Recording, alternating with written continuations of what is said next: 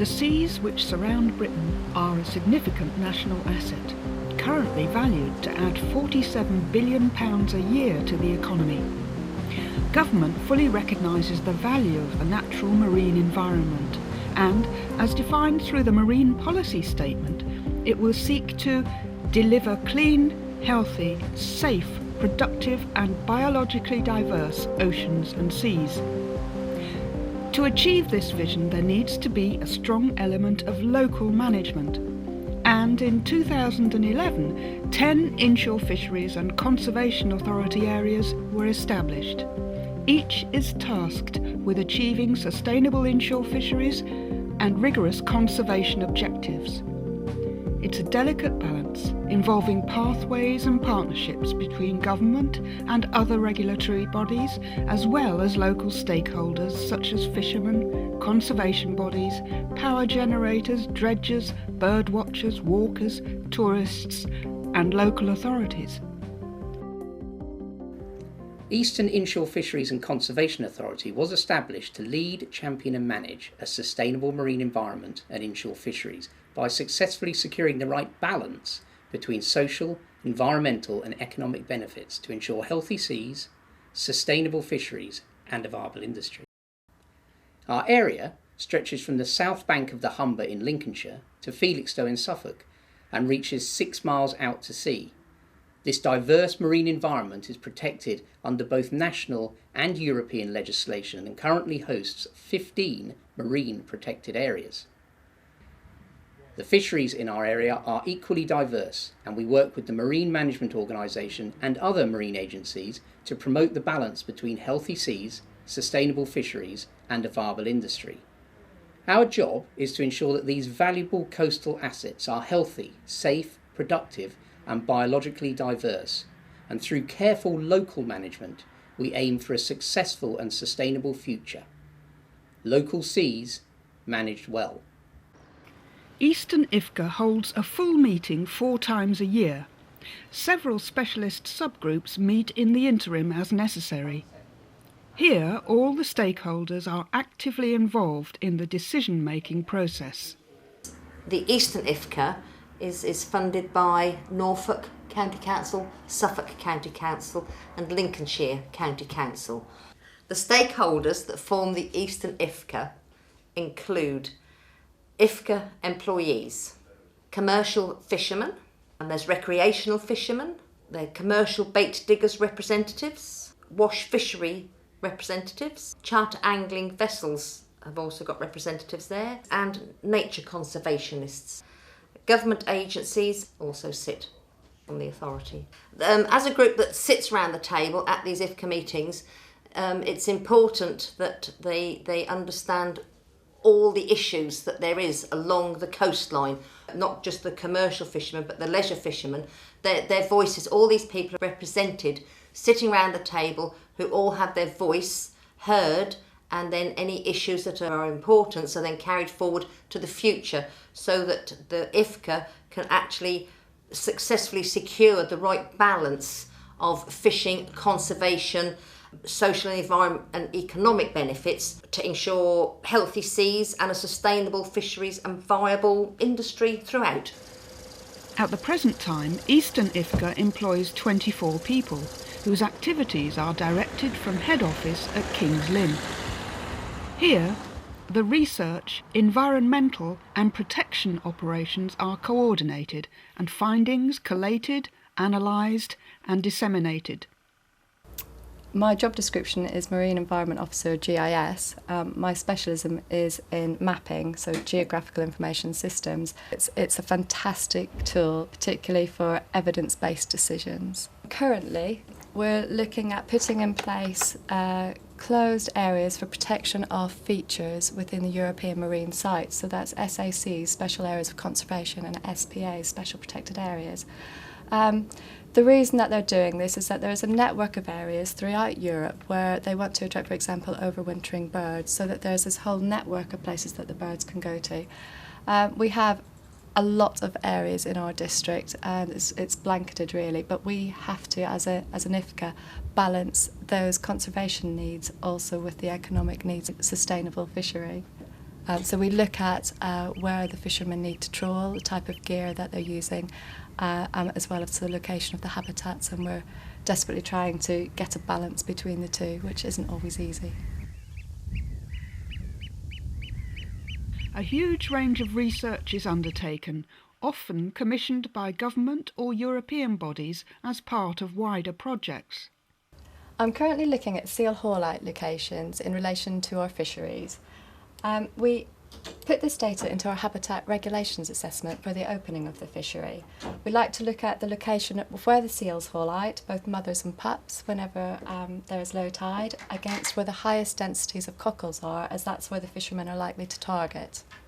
We've actually found out through sort of various years of studies that seals tend to be congregating in an area of the wash that's actually quite busy, and particularly where we've had a lot of wind farm crafts going in and out to do wind farm maintenance. The seals have actually shown to be choosing those haulite sites more, so they're becoming the most popular sites.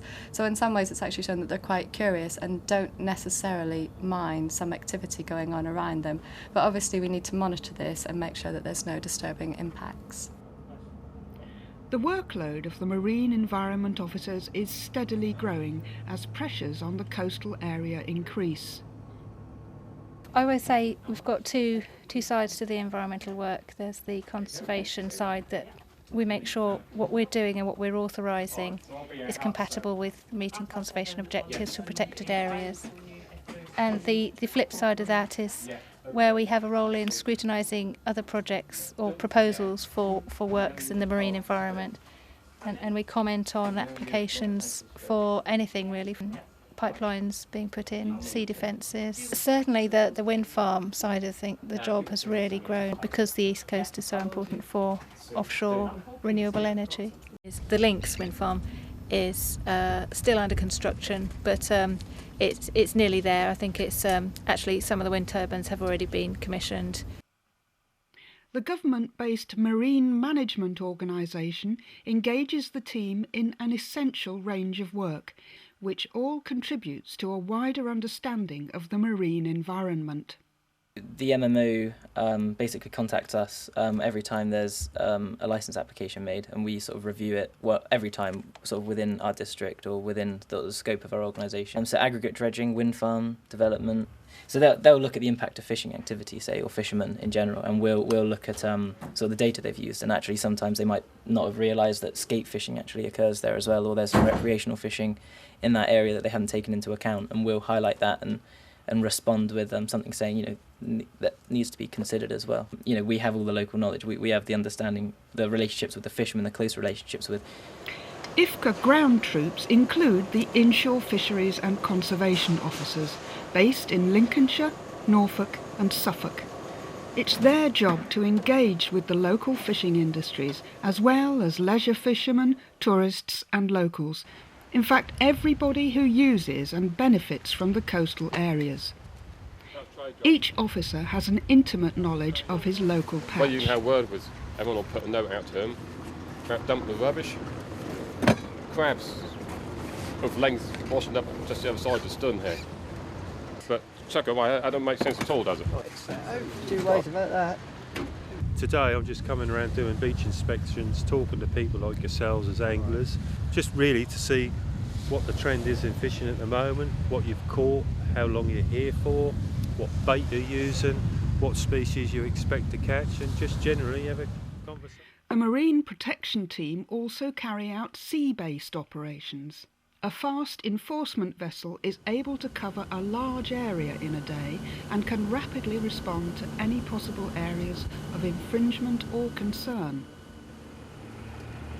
We're just making sure that the guys are complying with all the legislation that's going on, but it's also building up a picture of what fishing is going on, because we actually record all fishing vessels where they are, so you actually get a pattern of all the fishing activity. The Wash supports a valuable shellfish industry, and to maintain the health of the stocks, IFCA carries out a regular research programme. The Three Counties Fisheries Research Vessel can also monitor fishing activity and enforce regulations at sea if necessary. That is The samples collected from both sides of the wash on a monthly basis, and that's a rolling 12-month project. So with collecting the samples today, we've going to drop them into the post office, and they'll be sent off to the labs to be analysed for E. coli and any toxins as well. And that's part of the monitoring programme we have to make sure that the shellfish in the wash are suitable for human consumption.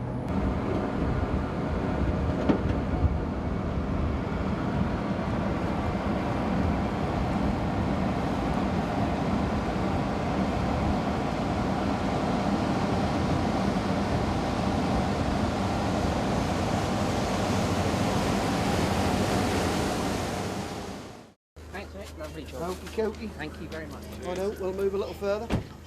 IFCA's community engagement programme sees many of the team out and about throughout the region, educating and informing members of the public. This growing area of activity is proving to be a valuable two-way process. What we're doing is some public engagement events, so we're going to all the country shows. We've got a giant fish tank that we've had made that we're taking out with crabs and lobsters and stuff, just so that people can see what is in the sea around the coast. But so we want people to know about the fisheries and how fishing activity is managed, and also to get a feel for the wider conservation brief that we have, how fragile and unique the environment is around here. Yep. And actually lobsters at that size actually produce significantly more eggs than lobsters at this size. So you can see this is a female lobster here, you can see the wider tail, and if we have a look under there, she's actually carrying, and then she sticks them there, Safely under the tail. safely under there. So that tiny little gap there, those two little dots, one there and one there, is where all those eggs have come out of.